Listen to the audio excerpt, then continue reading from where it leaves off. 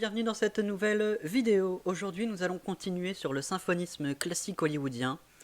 Alors, je vous mets du coup le lien de un petit encadré pour vous référer à la vidéo précédente.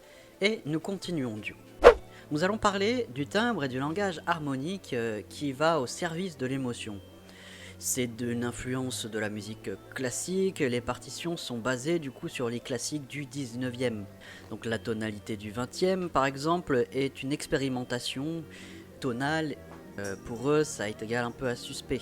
Une longue mélodie, un thème où la musique en fait transcende le grand élan des cordes par exemple. On a différents caractères, on a l'épique pour de la bravoure, du courage, du combat. Et pour ça, par exemple, on va avoir le côté fanfare, le tempo rapide, un rythme prédominant des cuivres et des percussions. Pour la peur, par exemple, et l'effroi, on aura une mélodie tortueuse, voire chromatique. On n'utilisait pas tout ce qui est dissonant à l'extrême. On utilisait surtout des formules rythmiques chromatisme avec des timbres, des instruments en fait comme le novachord dans les scènes de Rebecca. Ensuite, nous avons un placement de la musique qui est différent en fonction de la musique. Alors il va falloir là je vais vous parler de notions qui va être la nature, la fonction de la musique. Il va falloir différencier les deux et savoir les reconnaître. La musique du coup qui sert de fausse, c'est une musique intradiégétique, donc sa nature elle est intradiégétique, c'est sa source. Et sa fonction, elle est d'appuyer une scène ou de rappeler un personnage parfois, etc. Voilà, vous avez un exemple.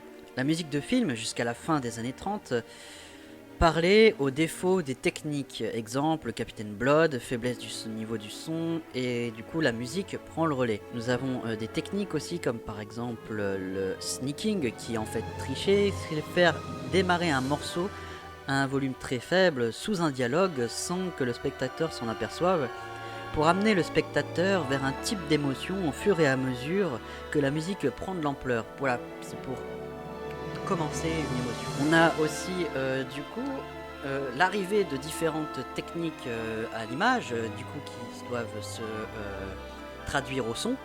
Nous avons l'arrivée du Technicolor qui est du coup le fait qu'on pourrait nous penser que c'est de la coloration saturée, machin et tout, mais c'est fait exprès, c'est parce que les caméras peuvent maintenant capter de la couleur.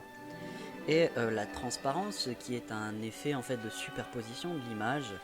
Comme compositeur qu'on peut retrouver très caractéristique, nous avons Raskin, dont je vous mettrai les dates, qui incorpore des phrases style jazz dans ses compositions, qui a une influence plutôt début 20e que 19e, qui privilégie le contrepoint et l'écriture horizontale plus que l'harmonie. Il fait ça en petit orchestre par plus de 60 instruments, il fait beaucoup de lyrisme, il utilise les pupitres de bois des années 50 pour faire des transitions vers du jazz symphonique. Et il reste proche de l'action mais utilise moins le principe de leitmotiv pour chaque action ou personnage, etc.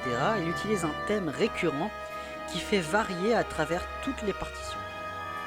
On appelle ça le thème et variation. Nous avons également Herrmann, que voici les dates, qui est à l'origine de beaucoup de codes musicaux encore repris aujourd'hui et a laissé une empreinte majeure dans l'histoire du cinéma et a influencé plus qu'Hollywood. Il fait dans le dramatique, le radiophonique, part du même roman que celui qui est à l'origine de Rebecca et Orson Welles qui les introduit dans le monde du cinéma. Grâce à Orson Welles, qui les introduit dans le monde du cinéma. Il aime beaucoup Bartók, Ravel, Debussy, Wagner, Strauss.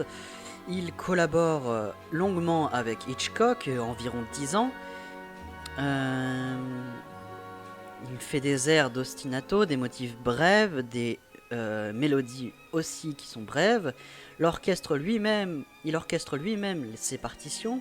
Pour lui, ça fait partie de métier de compositeur. Il refuse de travailler avec des orchestrateurs comme Kongold, qui avait des maquettes précises et fait moins de films. Il a une nouvelle manière de penser la narration du leitmotiv. Il l'utilise pour signifier l'état intérieur du héros et se focalise sur la perception du héros. Là, on a du coup carrément l'état d'âme du héros qui ressort grâce à la musique.